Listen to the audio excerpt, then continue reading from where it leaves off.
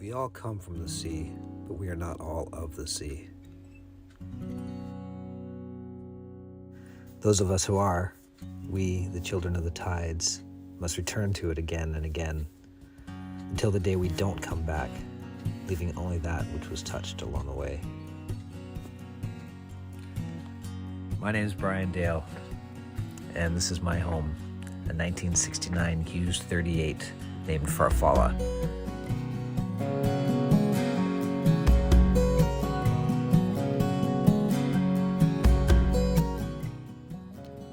Hey guys, welcome back to the journey of Farfalla.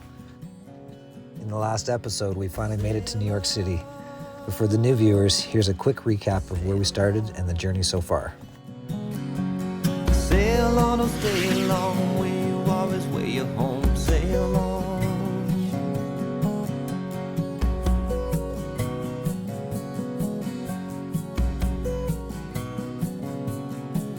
Across the oceans of sands or seas, of the prairies, over mountains, through the valleys, the wind, it will carry you over troubled waters. Your ship of dreams will ferry you.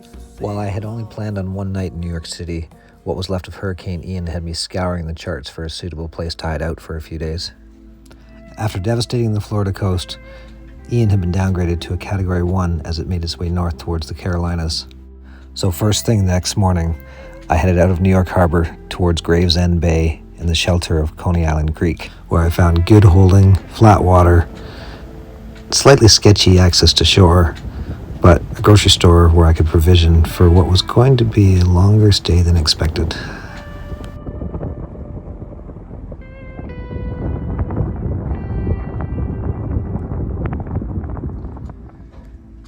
Oh, Saturday morning. I don't know if this is technically Hurricane Ian, but it's the start of it. It's pretty windy. Been watching the anchor. But my anchor alarm right there. But I am provisioned up pretty nice. As the remnants of Hurricane Ian stalled off the Jersey coast, what was only expected to be a couple of days of crappy weather turned into almost a week of nothing but driving rain and wind. Absolutely miserable. Biggest concern is for me is dragging anchor. Cool thing is, even though I'm getting rain down here, I'm still making solar power. More than my fridge season, so I'm actually gaining ground a little bit.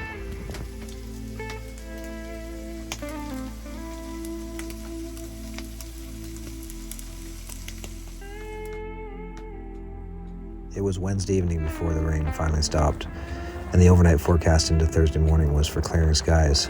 It was time to make a move. Morning, everybody. Been stuck in Coney Island for the last 5 days, waiting for the Hurricane Ian. What was left of it just kind of parked itself. Rained and wind. It was just miserable. Didn't get off the boat for 4 days, 5 days. Heading out to the Atlantic Ocean for the first time. The wind is directly behind me and pretty light, so I've got 10 and a half hours to go to get down to Waretown, New Jersey, the Barnaget Cut.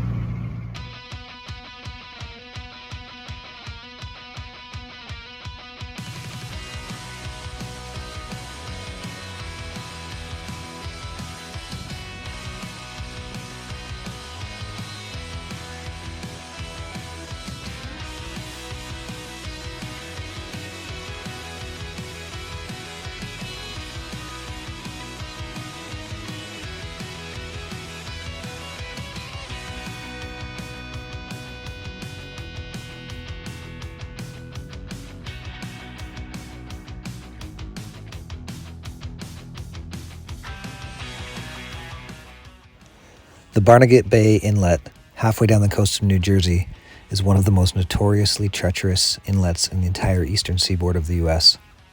And every boater I had met to this point had emphatically cautioned against trying to enter there with my 6-foot draft. The only reason I was even contemplating going into Barnaget Bay was because a good surfing buddy of mine from Costa Rica worked at a marina there, and offered to come out and guide me in through the shoals. A few days later, Nino and his buddy Joe invited me to tag along as they went chasing the predator fish that were feeding on the large bait balls that were migrating past the Jersey shoreline. Really? Up here. Cool. It's got a what? 48.5-inch bass. Nice. That's good.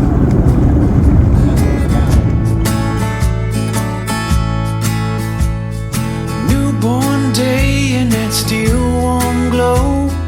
Life's in long lost times ago. Close my eyes so I can see the light. Time stands still while the sun goes round. Distant winds making silent sounds. Daylight waiting to come relieve the night. So let it shine, shine, shine, shine on me. Okay, that was super cool, being surrounded by so many whales. And to cap the day off, Joe even landed the largest striped bass he'd ever caught. The next few days were spent doing some maintenance on the boat, which included replacing some damaged rigging that I'd discovered when the mast was down in the Erie Canal. So I gotta do a big shout out to Joe and Steph and Johnny and some of the crew there at Key Harbor Marina. It was a lot of fun hanging out with you guys. Welcome to Breaking Waves. My name's Allie, and this is Ben.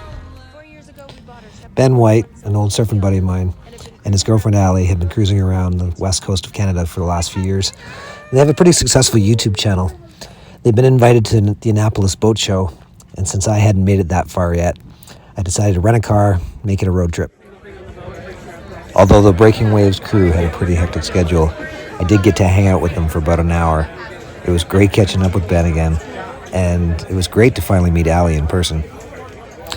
It was nice to meet some of the other channels that I'd been following for a while. I'll leave a list below in the description of some of my favorites.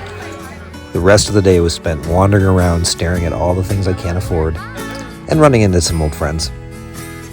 Annapolis was fun, but the surf was up back in Jersey. So let it shine, shine, shine, shine on me.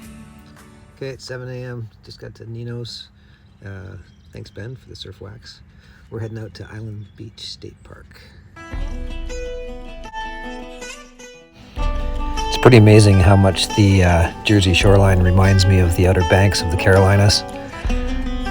And like most surf trips, we probably should have just stayed at the first spot we checked out. The swell was dying, and we drove around for a little bit looking for better spots, but we got in the water, got some waves. It was great.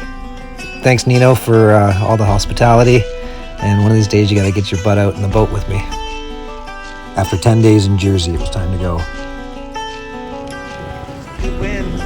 Trying to make it to Norfolk. This is gonna take me probably 2.5 days. Since I'd already been to Annapolis, and the forecast was showing west winds for the next 3 days, I decided to skip the Delaware and Chesapeake and make the run outside all the way down to Norfolk.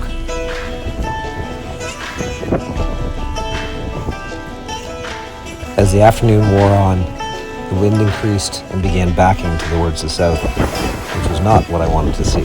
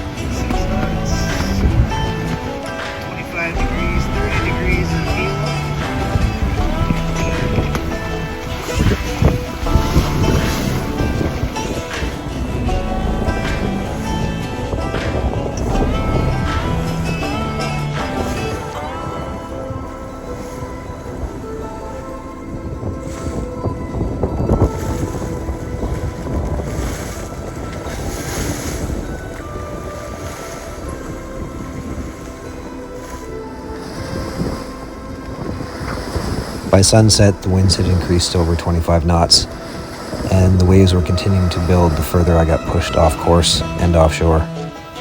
By 9:30 p.m., I made the decision to head for Cape May, which meant tacking back towards Atlantic City and heaving to for a few hours so as to avoid arriving in the dark. 24 hours later, the winds were still from the south-southwest, and I knew it would make for a fast run up the Delaware Bay.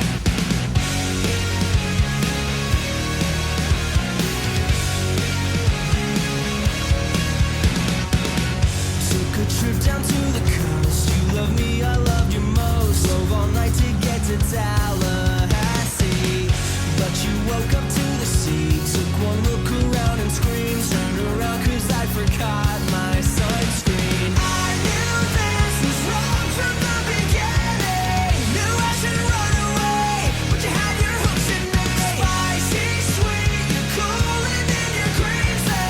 So goodbye ecstasy, hello catastrophe. Back to April 2012, things were going pretty well. Thought it time that I should pop the question, but when I showed you the ring, you just looked at me and screamed, "That's so sweet, let me check with my boyfriend."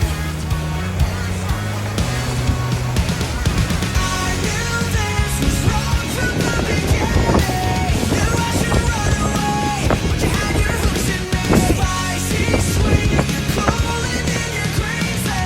So goodbye ecstasy, hello catastrophe. Wind began to die as the daylight waned, and the new game became dodging commercial traffic as I made my way slowly towards the anchorage at the mouth of the Delaware Chesapeake Canal.